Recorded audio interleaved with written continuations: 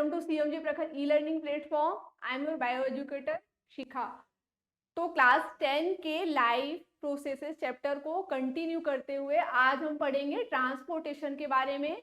आज के इस वीडियो में हम स्टडी करेंगे कि प्लांट में ट्रांसपोर्टेशन कैसे होता है एंड ह्यूमंस में ट्रांसपोर्टेशन की प्रोसेस कैसे होती है। So let's start. सबसे पहले हम देखते हैं ट्रांसपोर्टेशन बोलते किसको है।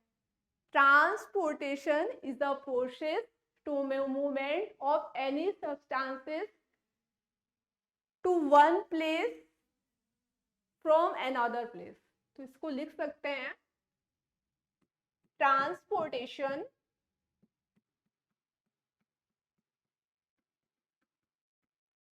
is a process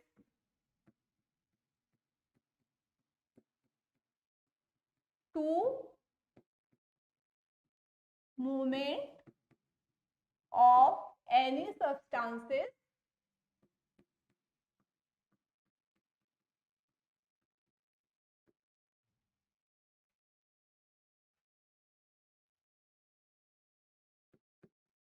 to one place from another place।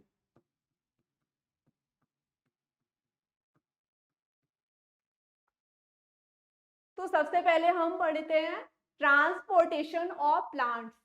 Plants में ट्रांसपोर्टेशन दो टिश्यूज के थ्रू होता है। एक होता है जाइलम, देन सेकंड होता है फ्लोएम। तो सबसे पहले हम देखते हैं जाइलम। जाइलम का वर्क क्या होता है, रूट्स में जितने भी वाटर एंड मिनरल्स बन रहे होते हैं उनको प्लांट्स के अदर पार्ट्स में डिस्ट्रीब्यूट करना, उनको प्लांट्स के अदर पार्ट में पहुंचाना। जाइलम के 4 पार्ट्स होते हैं। 4 parts of xylem.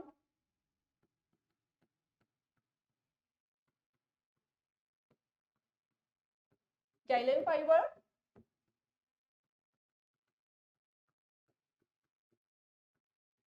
Xylem parenchyma,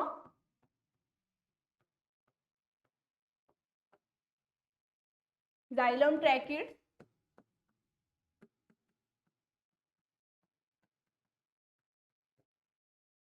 and xylem vessels.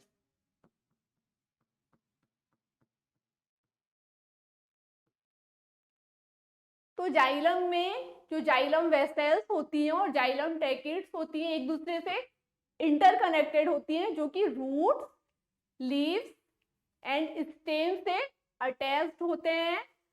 Roots के अंदर बहुत ही थिन लाइक स्ट्रक्चर होता है जिससे हम बोलते हैं रूट हेयर। तो रूट हेयर क्या करती है, सॉइल में एक प्रेशर क्रिएट करती है जिसके through water and minerals plants के डिफरेंट डिफरेंट पार्ट्स में सर्कुलेट हो जाते हैं।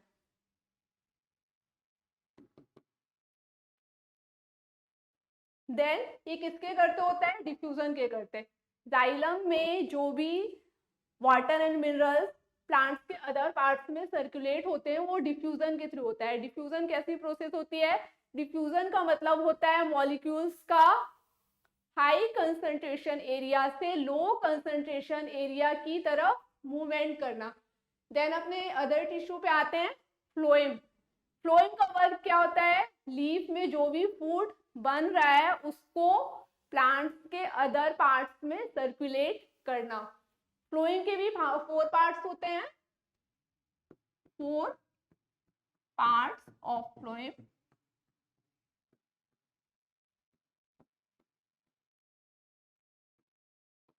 First is sieve tube, sieve plate,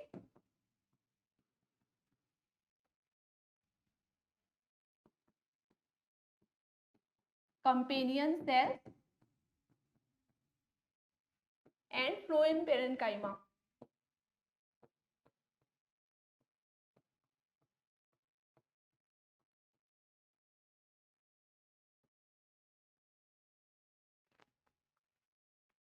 तो फ्लोएम में भी लीव्स में जो फूड बनता है उसको प्लांट्स के अदर पार्ट में सर्कुलेट करने की प्रोसेस डिफ्यूजन के थ्रू होती है। तो यहाँ पे भी डिफ्यूजन वर्क करेगा, जाइलम में भी एंड फ्लोएम में भी डिफ्यूजन वर्क करेगा।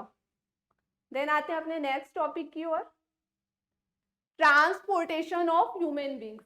अब देखते हैं कि ह्यूमन बींग्स में ट्रांसपोर्टेशन कैसे होता है। तो ह्यूमन बींग्स में दो मीडियम होते हैं ट्रांसपोर्टेशन के, तो ब्लड हो गया, देन सेकेंड प्लाज्मा हो गया। तो सबसे पहले हम देखते हैं ब्लड। ब्लड क्या होता है? एक मोबाइल फ्लूइड होता है जो कि कनेक्टिव टिश्यू से मिलके बना होता है। ब्लड में पाए जाने वाले हीमोग्लोबिन के कारण ब्लड का कलर रेड होता है। तो यहाँ पे हम लिख सकते हैं blood is a mobile fluid.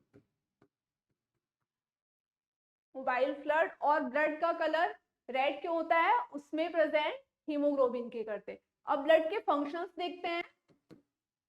Blood के मल्टीपल फंक्शंस होते हैं। तो ब्लड का सबसे पहला फंक्शन होता है CO2 एंड O2 का ट्रांसपोर्टेशन करना। Transportation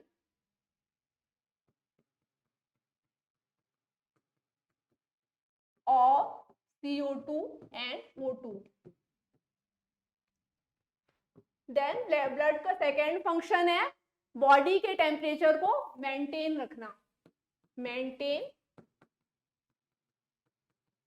the temperature of body.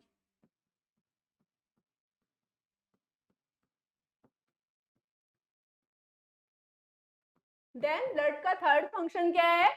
Antibodies का फॉर्मेशन करना। एंटीबॉडीज हमें किससे बचाती है? इन्फेक्शन से बचाती हैं। और जब तुमको कोई डिसीज होता है तो एंटीबॉडीज ब्लड प्रोड्यूस करता है जो कि हमें इन्फेक्शन से बचाता है। Formation of antibodies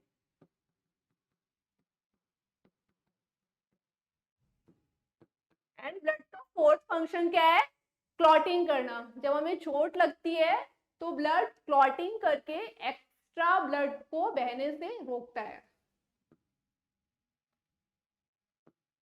clotting.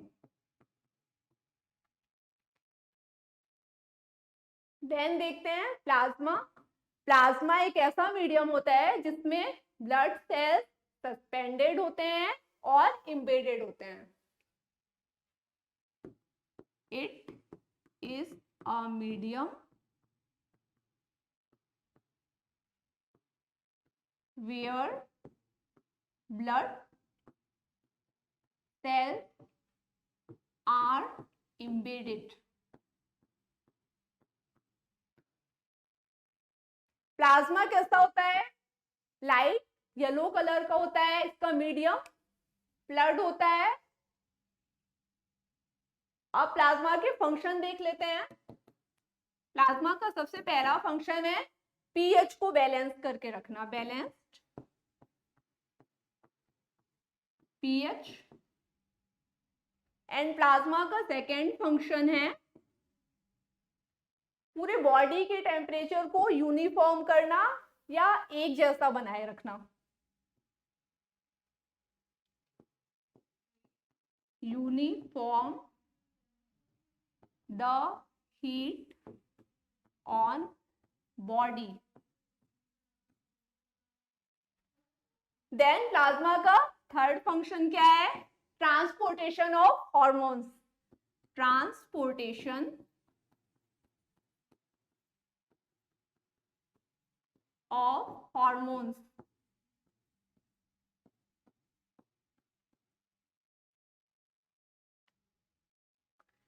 Then आते हैं अपने नेक्स्ट टॉपिक की ओर, ब्लड सेल्स के टाइप। तो ब्लड सेल्स के बेसिकली 3 टाइप्स होते हैं, RBC, WBC and blood platelets. सबसे पहले देखते हैं आरबीसी। आरबीसी को हम एरिथ्रोसाइट्स बोलते हैं।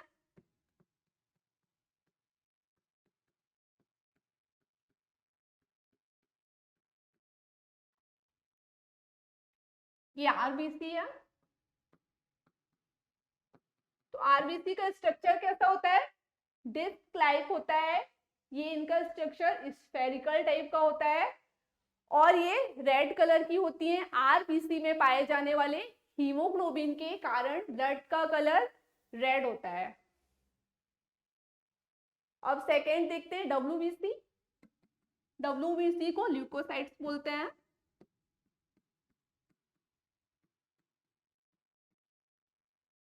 डब्ल्यूबीसी का मेन फंक्शन है एंटीबॉडीज का फॉर्मेशन करना, जो कि हमें इन्फेक्शन एंड डिसीज से प्रोटेक्शन प्रोवाइड करती है। देन है ब्लड प्लेटलेट्स। ब्लड प्लेटलेट्स को थ्रोम्बोसाइट्स बोलते हैं।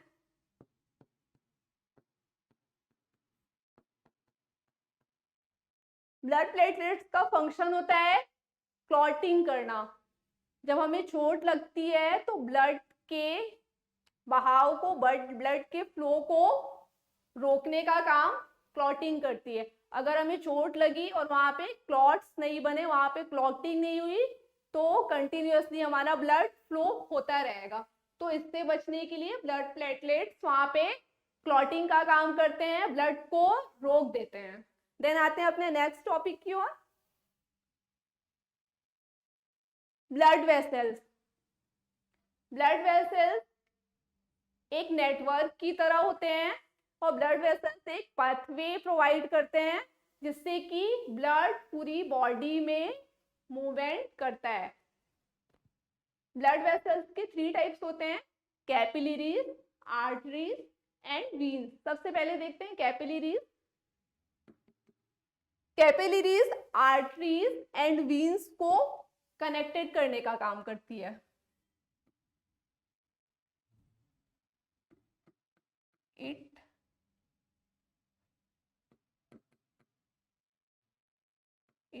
built a connection between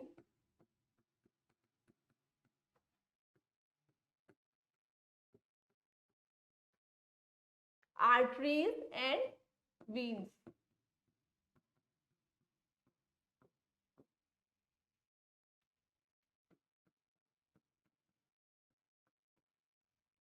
then second देखते हैं आर्टरीज। आर्टरीज क्या करती है? हार्ट से ऑक्सीजनेटेड ब्लड को लेके पूरे बॉडी में पहुंचाने का काम करती है। Oxygenated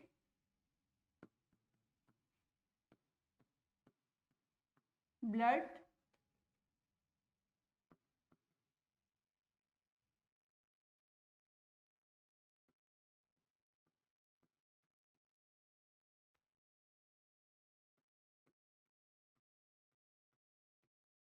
heart to body. Then veins क्या करती है? डीऑक्सीजनेटेड ब्लड को पूरी बॉडी से लेके हार्ट में पहुंचाने का काम करती है।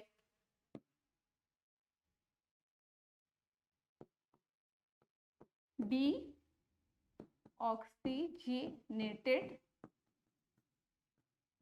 Blood body from heart.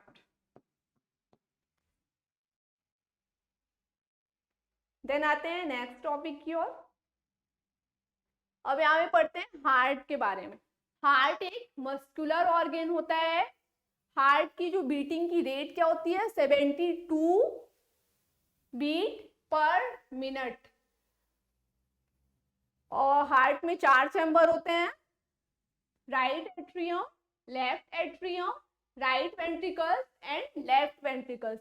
तो ये चारों चैम्बर क्या करते हैं? Oxygenated blood and deoxygenated blood को मिक्स होने से रोकते हैं, oxygenated blood and deoxygenated blood को सेपरेट करने का काम करते हैं। तो अब इनके फंक्शन देखते हैं।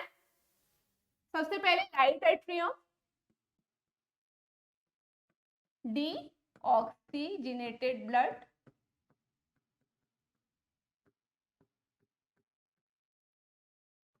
From body. राइट एट्रियम क्या करती है? डीऑक्सीजनेटेड ब्लड को बॉडी में पहुंचाती है। Then left atrium, oxygenated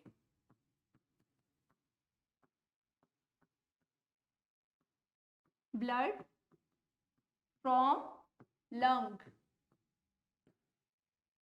Then right ventricle, deoxygenated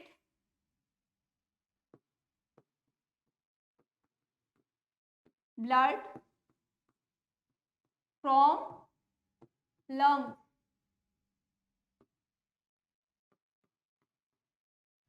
then left ventricle का फंक्शन क्या होता है? ऑक्सीजनेटेड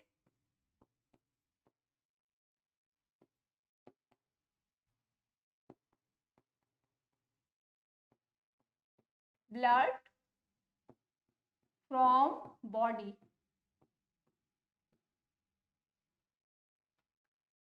अब यहाँ पे एट्रियम का वर्क क्या होता है? दोनों एट्रियम का, right atrium and left atrium, इन दोनों का वर्क क्या होता है? ब्लड को रिसीव करना.